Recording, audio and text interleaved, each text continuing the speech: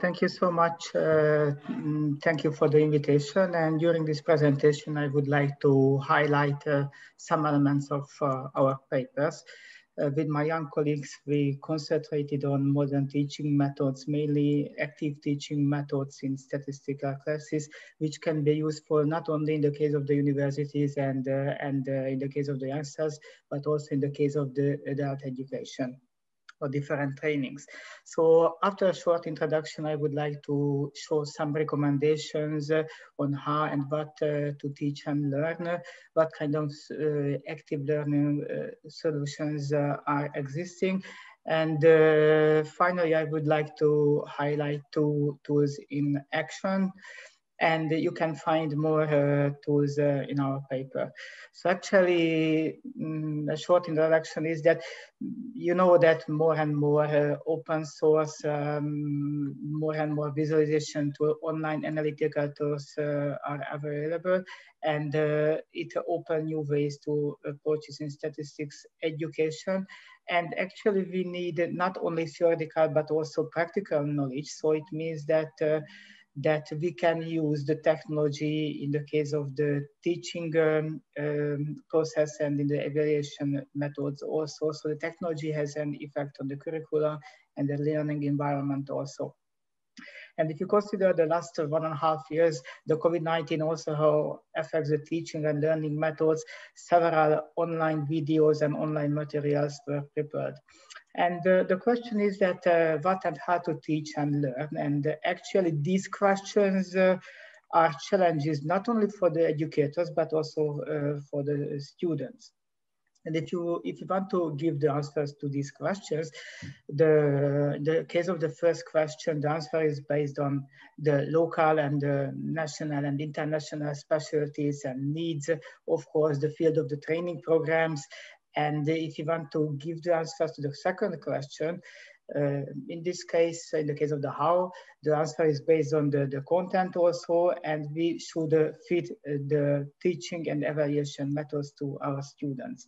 There are several recommendations in the case of the different education, which focus on what and how to teach. I would like to highlight 3 recommendations. The one is the recommendation of the American Statistical Association.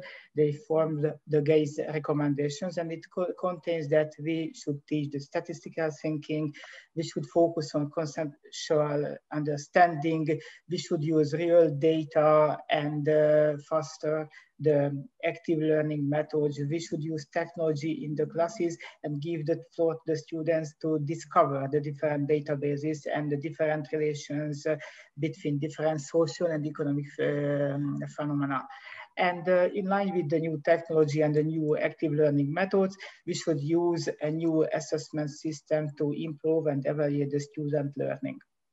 The second group of recommendations came from the ProCivic Stat project. It was a cooperation, an Erasmus Plus cooperation between 6 European universities. It was the University of Durham, University of Porto, University of Ludwigsburg, Paderborn, Szeged, and Haifa. And in this project, we carried out several course materials which focus on social, civic, and economic problems and discover it with the help of technology. And actually this project formed 6 recommendations also, and you can see the same logic that it was in the case of the Gaise, that it contains that in the case of the civic stat education, we should promote the engagement with social issues and develop learners' critical understanding of statistics. We should use relevant data and text. We should use technologies. We should use teaching methods and develop not only the technical skills, but also the critical interpretation of the data and the text sources, of course. And we should use an assessment system in line with our teaching methods and then in line with the topic. And the very important point is the collaboration by the relevant stakeholders. The last one is came from Ben-Zvi, and he wrote these recommendations in a book a couple of years ago, and it also contains that we should focus the central statistical ideas and not on the tools and the procedures. We should use well-designed tasks. We should use real and realistic and motivating data sets. We should integrate the use of technological tools and give the floor to the students to explore the data set and the relationship between the phenomena. And actually, we should establish a classroom culture that fosters statistical arguments and use an assessment in line with this method. So actually, according to his suggestion, we should create a fruitful and an effective learning environment, teaching and learning environment within and outside the school also. And actually, if you want to use an active teaching methods, and if you recall these recommendations, the common point were that we should use active teaching methods, we should use a new assessment system, we should use real data sources, real examples, and use the technology and focus on the statistical concepts. And if we want to use active teaching and learning methods, we focus in our article on the 5 techniques: the problem-based learning, project-based learning, thinking-based learning, flipped classroom, and the gamifications. And actually, if you consider these techniques, the common point of these techniques that we can fit the teaching methods to our students. And actually, in the case of the problem-based learning, the educator or the educators give a list of the questions to the students, and they can work on a problem in small groups. And actually, in this case, that an educator has a facilitator role and not an instructor role in this case. In the case of the project-based learning, it also starts from a question, but in this case, the question comes from the students, and the students can work on their own question and give a solution to these questions. And in this case, there is an environment in which they do real research activities, and during these research activities there are several collaborations. For instance, if you see the group work, there is a collaboration between the students. In this case, the teacher has a supervisor role, and in this case there is a collaboration between the students and the supervisor. And several times the projects came from the real life, from different stakeholders. So it means that there is a collaboration in between the educators and between the other stakeholders. And actually, in this case, we can also use the technological tools, different data sources, different databases also. And at the end of the project-based learning, there is an output, and this is a presentation. In this case, the students have to present their results and give an answer to their question.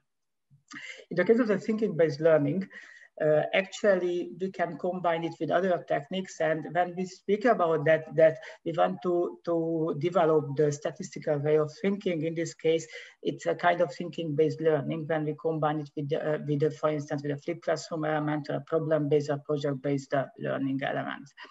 In the case of the gamification, we put the class into a gamified environment, and we use the gamification to teach the students. And this tool is very suitable to organize different competitions between students.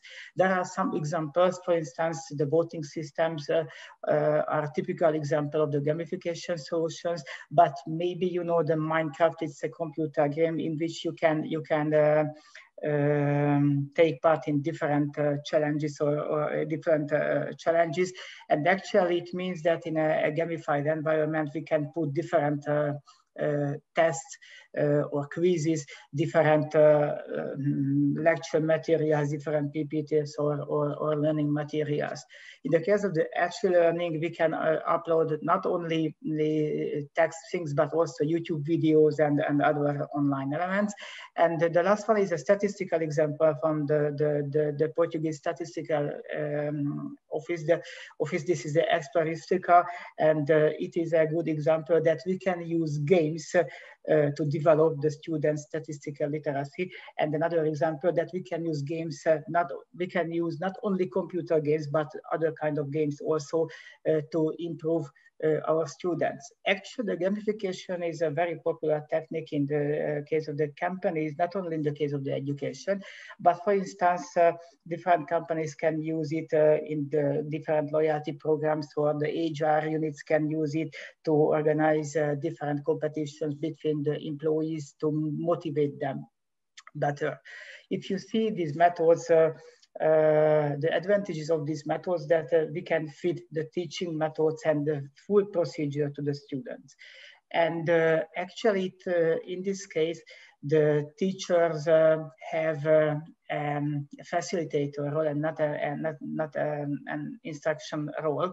And it means more planning before the classes. You have to plan everything. You have to plan the activities. You have to plan the potential pitfalls in the classes.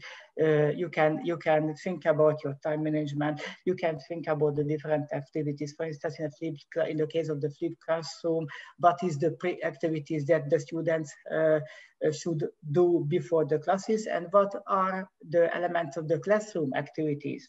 How can we focus on the key elements of the videos, and how can we link the two parts of these activities? And actually, I would like to show some actions, especially two tools in action. One is which came from the ProCivic Stat project when we analyzing civic problems. So you can find the ProCivic Stat materials at the ISLP website. Also, you can download the lesson plans and different materials, the teachers and the student version of the materials, data sources, the conceptual framework, and different publications from the website. Mainly, these are available in English, but several materials can be downloaded in German, Portuguese, or in Hungarian language. And from the result of this project will be published in a Springer book, which will be published at the end of this year. And actually, one example on it. So actually, as I mentioned, the ProCivic Stat project focused on different social issues, for instance, the aging society, the migration, for instance, the gender pay gap, for instance, and the poverty and other problems. And for instance, in the aging society, this module has several versions. And in the case of one version, this module contains two blocks. The first block is an introductory block, which means that it concentrates on basic terms. For instance, the meaning of the population pyramid, the age distribution, and so on. And the second block focuses on the aging society. In this case, we can start with a warm-up question. For instance, which country has the oldest population? And after that, there is two rounds of group discussions. In the first group discussion, the students think about the meaning of the aging society, what are the causes and the consequences of the aging society. And after the discussion, the first discussion round, in the second one, we can ask about how can we measure and visualize the aging society. In the first one, we collect the idea of the students. What kind of indicators come in their mind? What do they think about the measurement possibilities? And after the group work, there is a discussion. And in this case, we share the main official statistical indicators, and mainly we concentrate on the old age dependency ratio and the aging index in this case. And after that, we give the floor to the students that they can analyze with the help of technology the aging issues. Mainly because sometimes we start it at national level. So it means that, for instance, in the Hungarian classes, we start from the Hungarian situation, and we use the data of the Hungarian Central Statistical Office, and we can use an online population pyramids visualization tool. And in this case, we can see the Hungarian situation, and we can ask a different comparison between years. For instance, compare the population pyramids between 2000, 2020, and 2100 if you want. And in the second round, we can ask an international comparison. Okay, what about in the case of the other continents? And actually, in this case, we can compare not only the population pyramids, but we can compare the values of the different the different statistical indicators. And actually, if we speak about 2100, in this case, we can speak about the issues of the different forecast methods. It can be a different class or different modules also. And at the end of this class is that we can ask the students to formulate questions, critical questions from the methodological point of view, social and economic point of view. Sorry to interrupt, Peter. If you can just move it along a bit, we're running out of time quickly. 2 minutes, yes, and okay. So, and my last example is that when we use the analyzing visualizations, in this case, we try to develop the visual literacy of the students, because it is important also from the side of the producers and from the side of the users. In this case, we start with the trends, we start the actual issues and the formal requirements of the different charts. It is important because in practice, what we wanted to illustrate, what the chart shows, and what the users can understand from the chart, these things have to be the same.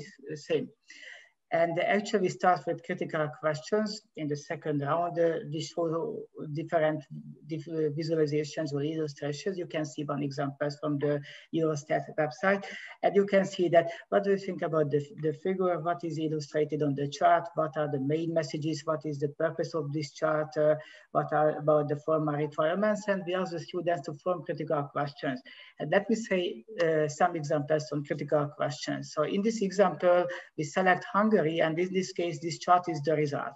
And one question is that, okay, if we select Hungary, in this case, what is the reason that we can see the data of Bulgaria, the EU average, Austria, Malta, and Slovenia? These are the maximum and the minimum values, because if you see the position of the min and max nodes, it's not evident. The second question, what is illustrated on the chart, whether these values are a ratio or an average. Another question is the role of the horizontal axis, whether it is a scale or categorical axis in this case. And the problem is that the areas of the different smileys are not proportionated to the value of the data. And actually what happens if we select the country of Bulgaria or Austria? Can we see 3 or 4 smileys? In the case of Bulgaria, we can see 3 smileys, but if we select Austria, you can see a tricky one. In this case, we can see 2 different size smiley in the case of Austria, but the value of the data is the same in this case. This is a good activity to clarify that when you produce or use a chart, it is important to analyze to whom, why, how, and for what purpose was the illustration prepared. In our materials or papers, you can find the other tools is Action, Project First, Video Project, Flip Classrooms, and voting systems. And finally, our summary, or my summary, is that actually the educators have to develop the pedagogical methods and not only the statistical knowledge. The students prefer the active teaching methods. The advantage of these methods that you can develop the analytical skills, the statistical way of thinking, then the different soft skills. It is very important that it means more tasks to the educators. You have to plan everything in advance. And actually, in the case of the online materials, our experience is that the students like the online videos, but the reason of it that they can reply several times. But actually, without personal interaction, the students and the teachers lose their teaching and learning motivation. So in our mind, the online materials can be a complement rather than a substitute to the face-to-face education. And actually the success of these methods is based on the educators and the students' expenditures and attitudes. So if you have more questions, don't hesitate to write me or ask me now. Thank you for your attention.